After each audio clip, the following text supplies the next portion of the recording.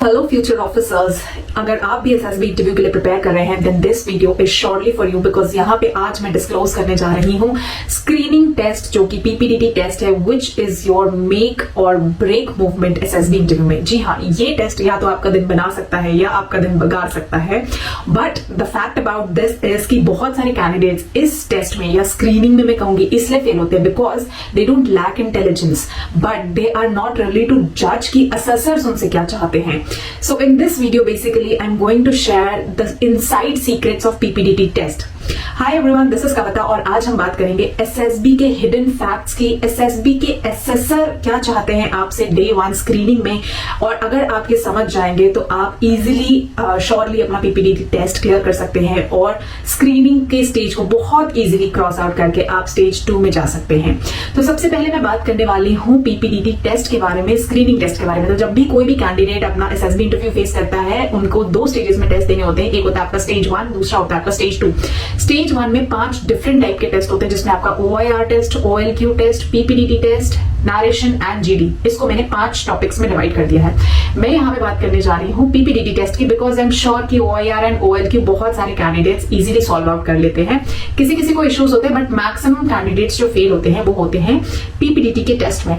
तो यहाँ पे सबसे पहले समझना होता है कि पीपीडीटी टेस्ट है क्या। पीपीडीटी टेस्ट बेसिकली आपका एक picture perception and description test होता है, यानी आपको एक पिक्चर दिखाई जाती है और एक टाइम फ्रेम के अंदर, बेसिकली अगर मैं स्पेसिफिक बोलूं तो 4.5 मिनट्स के अंदर आपको अपनी स्टोरी कंप्लीट करनी होती है। राइट नाउ आप बोलेंगे इसमें क्या नई बात है, स्टोरी तो लिखनी है। I am good in writing, I am good in communication skills, तो मैं इजीली स्टोरी को लिख सकता हूँ, समझ सकता हूँ, ग्रामर अच्छी है, तो स्टोरी लिखने में क्या बड़ी बात है। बट बड़ी बात है, एंड दैट्स द सीक्रेट जो मैं अब आपके साथ शेयर करने जा रही हूँ। So most of the candidates, जैसे कि हम बात करते हैं, नॉर्मली यही सोचते हैं कि पीपीडीटी टेस्ट में कुछ नहीं होता, it's all about just story writing. But let me tell you, PPDT is not about story writing, but PPDT test के थ्रू आपके पूरे लाइफ की, आपके पूरे कैरेक्टर की साइकोलॉजिकल टेस्टिंग हो जाती है। कैसे, मैं बताती हूँ। सो असेसर्स इंटरेस्टेड नहीं होते आपकी स्टोरी सुनने के लिए। डू यू थिंक सो कि वो आपकी स्टोरीज के बेसिस पे आपको जज करते हैं? जस्ट थिंक वंस कॉमनली, क्योंकि इतनी सारी स्टोरीज, इतनी सारी बुक्स मार्केट में अवेलेबल है, and also they are doing this job from so many years. तो क्या आपको लगता है ये स्टोरीज रेपिटेटिव नहीं होती? What they are trying to check is आपका सबकॉन्शियस पर्सनैलिटी, कि आपकी स्टोरी से आपका क्या कैरेक्टर निकल के आता है, आप क्या सोचते हैं। That's number 1। Number 2, leadership quality and आपकी इनिशिएटिव कितना है, कि क्या आपका जो स्टोरी है उसमें जो भी कैरेक्टर आप चूज करते हैं उस कैरेक्टर में जो मेन हीरो है, क्या वो लीडरशिप स्किल शो करता है, क्या वो इनिशिएटिव शो करता है। That's number 2। Number 3 is decision making ability. क्या आप सिचुएशन को एनालाइज कर सकते हैं and then after analysing situation you can actually take the right action और right call. That's number 3। Number 4, team spirit. How well you perform in group, that's most important। कि क्या आप सिर्फ अपने बारे में सोचते हैं या आपके आसपास जो आपका सराउंडिंग है, एनवायरमेंट है, does not matter it's a living thing और नॉन लिविंग थिंग, बट क्या आप एक्चुअली अपने एनवायरमेंट की केयर करते हैं या नहीं। That's number 4। सो बेसिकली ये 4 ब्रॉड एस्पेक्ट्स हैं जो आपके पूरे साइकोलॉजी, आपके पूरे कैरेक्टरिस्टिक के बारे में बता देते हैं। So PPDT basically it's a direct reflection of your OLQs and OIRs, जो हम असेसर्स और हर जगह आपको गूगल में देखने को मिलता है कि हमेशा 15 OLQs one should have if you are going for SSB interviews. तो ये सारे OLQs का बेसिकली रिफ्लेक्शन होता है। सो जो माइंडसेट होता है, साइकोलॉजी जो होती है पीपीडीटी के में, असेसर्स बेसिकली क्या रीड आउट करते हैं।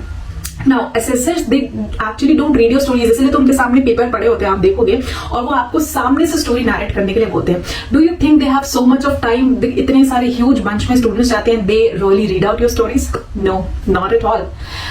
बेसिकली दे आइडेंटिफाई कि आप जिस तरीके से अपना जब स्टोरी नरेट करते हैं उसमें जो मेन कैरेक्टर है, how confidently first of all you narrate, क्योंकि वो आपकी स्टोरी होती है, आपने लिखा होता है, आपके बारे में होती है, तो वहीं से सुन के समझ जाते हैं। इसलिए विद इन 40 to 40 सेकंड्स में the assessor says you know next, because he has listened that story so many times, और उनके लिए रिपीटेटिव है, but they want to just जज and assess your OLQs, your qualities जो आपने उस test के थ्रू रिफ्लेक्ट करी हुई है।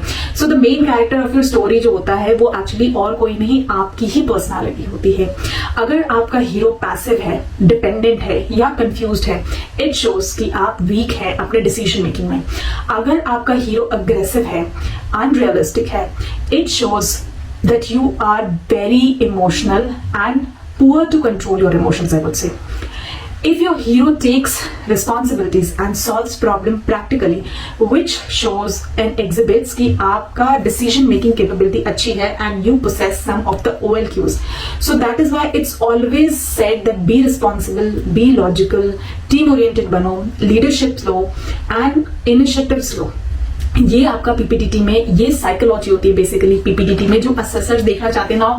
दिस डज नॉट मीन कि मैं सारे 15 OLQs पढ़ लूं और वो सारे क्वालिटीज या वो वर्ड्स में कहीं ना कहीं अपनी स्टोरीज में लिखे हो. Because let me tell you this fact, ऐसे बहुत सारे कैंडिडेट्स हैं जिन्होंने OLQ के वर्ड्स को ही पूरे स्टोरीज में लिख दिया और उसको असेसर्स ने क्लियरली हाईलाइट भी किया हुआ था कि आपने तो सारे OLQs के वर्ड डाले. ऐसे भी सिचुएशंस होते हैं. सो जो फर्स्ट इंप्रेशन जाता है, इसलिए मैं कहती हूँ जब आप अपनी स्टोरी लिखते हैं तो you need to understand this PPDT के इस कॉन्सेप्ट को आपको समझना होता है कि असेसर्स आपको बस फर्स्ट फ्यू सेंटेंसेस में ही जज कर लेते हैं. इसीलिए उनको लेस देन 40 to 45 सेकेंड्स लगते हैं आपको जज करने के लिए. और एक्चुअली इतना ही टाइम होता है आपकी जो 2 महीने की प्रिपरेशन है या 15 दिन की प्रिपरेशन है या 20 दिन की प्रिपरेशन है, आपको शोकेस करने के लिए मैं कहूंगी सिर्फ 40 से 45 सेकेंड मिलते हैं अगर वो आपकी पूरी स्टोरी सुनते हैं. क्योंकि 1 मिनट तो किसी की भी स्टोरी नहीं सुनी जाती. With in 40 to 45 seconds they get a very good idea about your character and clarity of thoughts. तो अगर आपका इंट्रोडक्शन ही अनक्लियर है या काफी ड्रामेटिक सा है या अनलॉजिकल है तो it's a really red flag and that's why they say okay next, आगे की स्टोरी नहीं सुनते. That's one thing and you will agree also with me क्योंकि ये आप सब में से बहुत लोगों ने फेस किया होगा. And that is why we always say that use very simple words, बहुत सिंपल सेंटेंसेस हो लेकिन उनका स्ट्रक्चर बहुत पावरफुल हो. फॉर एग्जाम्पल, अगर मैं एक एग्जाम्पल दूं आपको, अगर स्टोरी की स्टार्टिंग कैसे होनी चाहिए तो स्टोरी की स्टार्टिंग होनी चाहिए Ravi a young engineer was walking home when he noticed. Now within one sentence itself मैंने बता दिया एक पर्सन के बारे में, उसके प्रोफेशन के बारे में and about the situation also. So इसमें मुझे लिखने में भी ज्यादा टाइम नहीं लगा बिकॉज पीपीटीटी में आपको क्या करना है, 4 मिनट के अंदर आपको अपनी स्टोरी कंप्लीट करनी होती है. तो आपको वर्ड्स आपको बहुत क्रिस्प रखने होते हैं, बहुत क्लियर रखने होते हैं, बहुत पावरफुल रखने होते हैं so that you are also able to complete your stories within 4 minutes. इसीलिए दैट इज वाई आपको पिक्चर परसेप्शन टेस्ट में कहा जाता है कि आप कैरेक्टर को परसीव करिए, पिक्चर को परसीव करिए, वो भी एक ब्लर पिक्चर को, which shows a lot about your psychology कि आप कैसा सोचते हैं, आपका सबकॉन्शियस माइंड कैसा सोचता है under intense pressure, under time bound manner.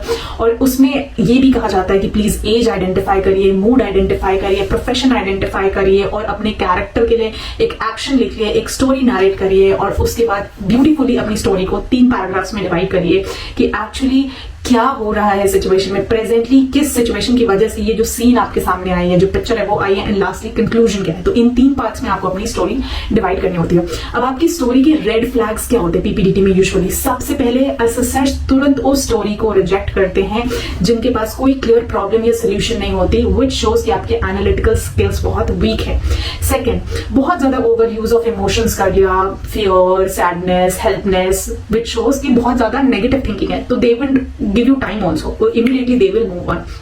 उसके बाद आपने अनरियलिस्टिक सिचुएशंस, अनलॉजिकल सिचुएशंस को या ओवर हीरोइटिक एक्ट्स को किया है कि 1 man defeats 10 criminals. This shows lot of immaturity की अब बहुत ज्यादा you are not ready basically for the thing. Because मैं एक लाइव एग्जाम्पल दूं, 1 person even in SSC track entry only 1 person said the stairs are going to the moon and everybody started laughing, and it's a real situation that I'm telling you.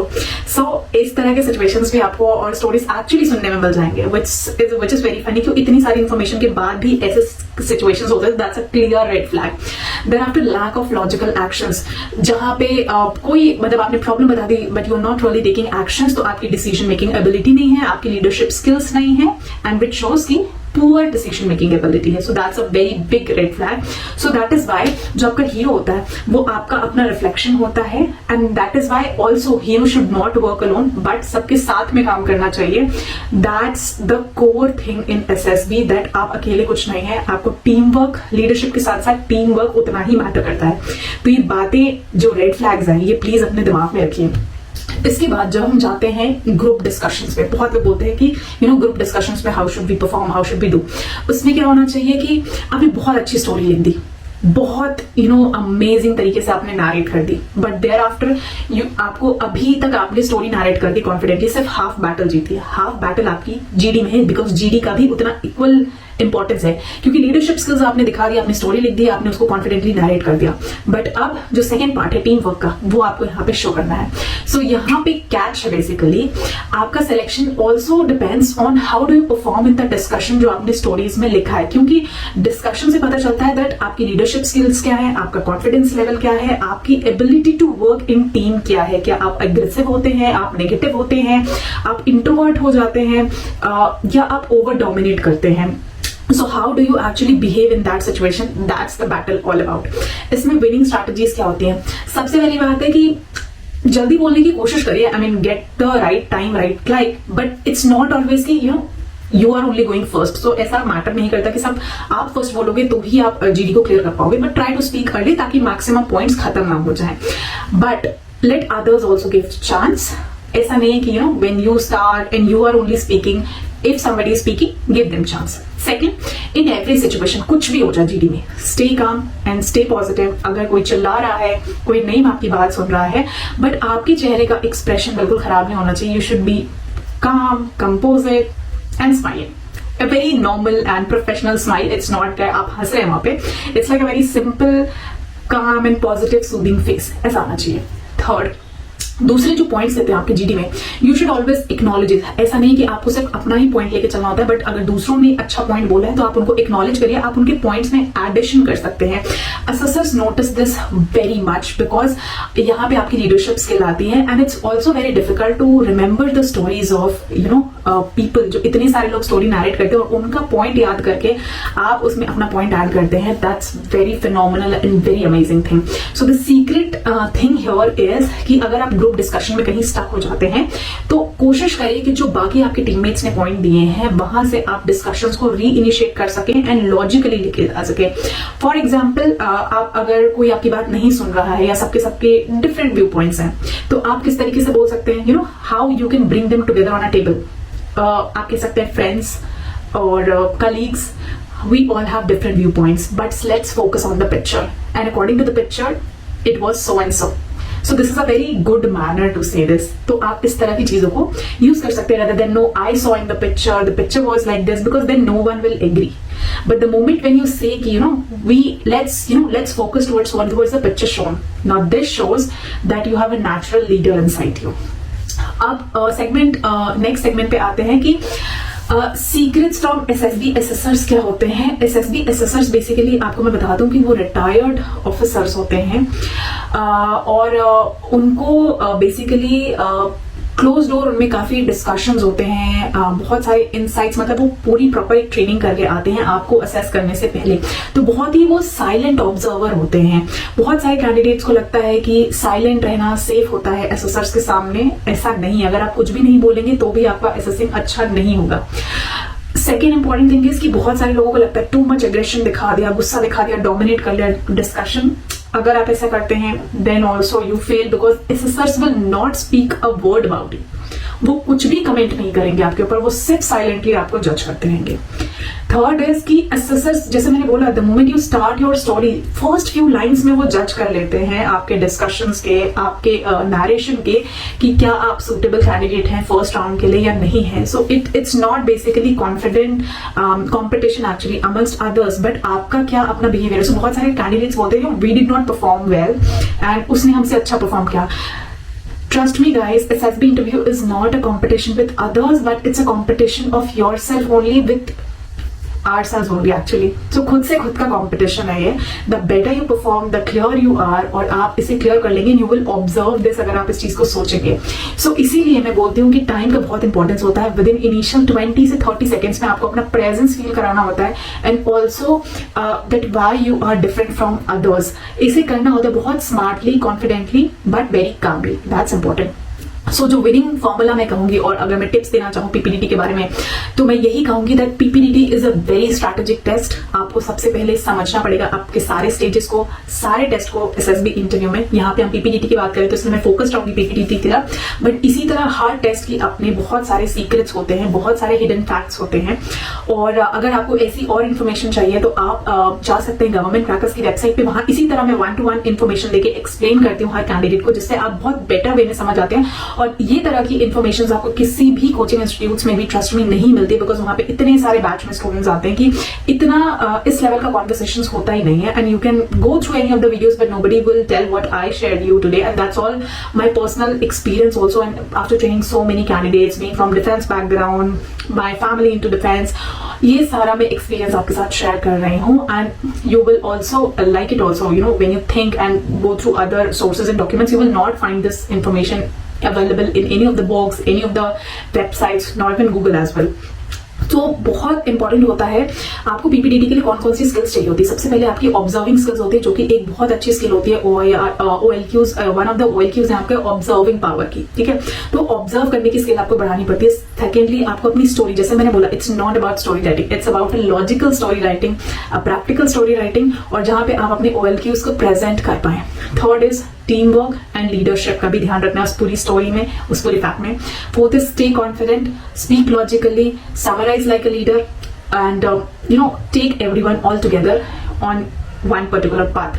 तो अगर आप ये formula follow करते हैं, then आपके chances of recommendation बहुत ज्यादा हो जाते हैं स्टेज 1 के लिए. And the moment you come outside also SSB sector में, आप खुद को महसूस करेंगे, you will feel very much confident as compare to others. So that is why always remember the key is the right strategy. अगर आप test को समझ लें, अगर आप चीजों को एक्चुअली समझ लें, तो आप ऑटोमेटिकली उसी तरह जब आप अपनी प्रिपरेशन करेंगे तो आप हाफ माइंडेड से नहीं करेंगे. अब इस वीडियो के बाद अगर आप अब स्टोरी लिखने बैठेंगे, तो नाउ यू एक्चुअली नो कि व्हाट इज रिक्वायर्ड, और आपकी जो प्रैक्टिस होगी, जो प्रिपरेशन होगी, वो उस डायरेक्शन में होगी.